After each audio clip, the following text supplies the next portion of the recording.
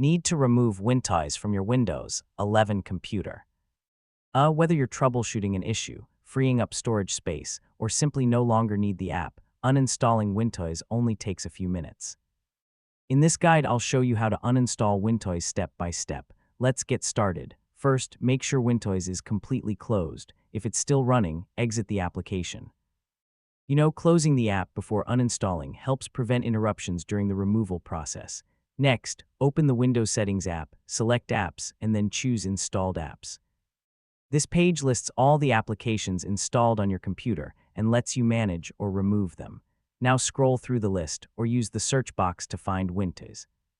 Once you locate it, click the three-dot menu next to the app and choose Uninstall. Windows will ask you to confirm before removing the application. Confirm the uninstall request and wait while Windows removes Wintoys from your computer.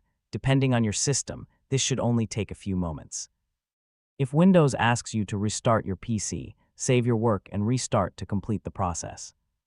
Finally, return to the Installed Apps list or search the Start menu to confirm that Wintoys has been removed. If you decide to use it again later, you can reinstall the latest version from the Microsoft Store. And that's how to uninstall Wintoys on Windows 11. Removing apps you no longer use can help keep your system organized and free up storage space. Thanks for watching, and I'll see you in the next tutorial.